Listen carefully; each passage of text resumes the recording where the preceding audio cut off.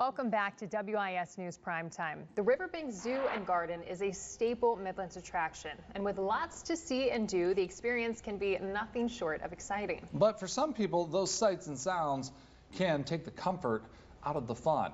But the zoo plans to make sure that everyone can have a chance to enjoy the displays. So joining us now are Riverbanks Rachel Bashor, as well as Stephanie Turner from the South Carolina Department of Disabilities and Special Needs. Thank you so much for joining us. Thank you for having us. Yes, absolutely. So what exactly does this night mean? Sensory-friendly night. So what does that look like?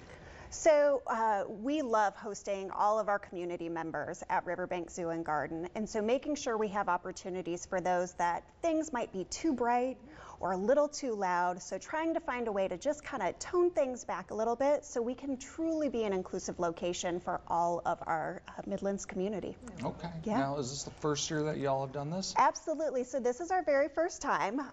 Wild Lights is something we're immensely proud of, and we love the turnout that we've had, and so we wanted to make sure to add something special for those that may have sensory sensitivities. And so this is our first time doing it, and we did one earlier in December, and now we're excited to do it again in January. Absolutely. So what has it looked like, this partnership, to make this happen? It's a wonderful opportunity to talk about our folks with Riverbanks, and so they contacted us and really initiated our conversation. Our folks have gone to the zoo, but it could be challenging at times, and to hear from Riverbanks that they wanted to partner with us for events like this was just wonderful. Yeah, give us an idea of some of the things that'll be happening there at the zoo to make it a more comfortable experience for those with sensory issues. Absolutely. So as guests come into the park, we will have some sensory bags available to our guests.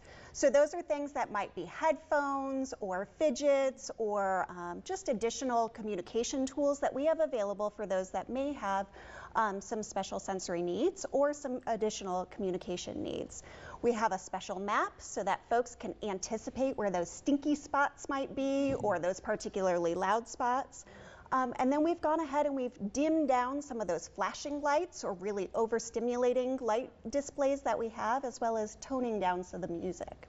I think that's really neat, because when we talk about sensory, it's all different types of senses. Right. So it is important to be cautious of all of them. And what does that look like to you to be able to kind of implement with the zoo? So when we met with the zoo first, we talked about the 5 senses and the different things that they could do throughout the zoo, and if it couldn't be at the zoo, in the sensory bags. And what I think is also very conscious of the zoo is they have quiet zones throughout, so if it does get too much, even with the accommodations, there's still those strategically placed throughout the zoo. It's fantastic. Yeah, so when you see the zoo making these types of accommodations, you know, it's got to be kind of a gratifying, rewarding experience to see at least local entities here in the community reaching out to this group that you work with all the time. Yes, so we work with adults and children with disabilities throughout the state, and we love it whenever organizations in the community like Riverbanks reach out to us and say, hey, we'd love for more of your people to come and experience our space.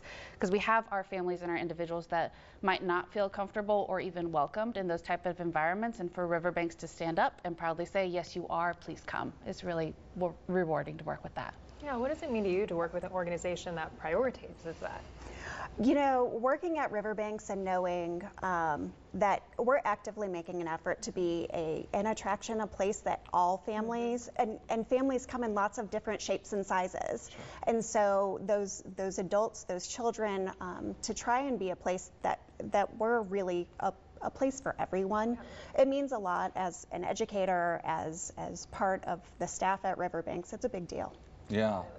And so many great exhibits at the zoo. You know, for those of you who maybe haven't been out to the zoo ever, or it's been a while, lots going on at the zoo pretty much all year round, but this time of year in particular, you guys have a lot of fun things planned. We sure do. So we have our Wild Lights that'll be wrapping up on January 15th. We have this sensory-friendly version of Wild Lights. We have our Free Fridays going on right now for all Lexington and Richland residents now through February. So, you know, we've always got something fun going on at the zoo. It's a wild place to work. Sure too, but also all those details we talked about with the sensory-friendly night right there on your screen, January 9th. And again, they're going to lower music, dim lights, quiet zones, really making it a place that is fun and comfortable. It's going to be from 5 to 9 p.m. Thank you both so much for being here and talking with us about this. Thank you. Thanks. All right.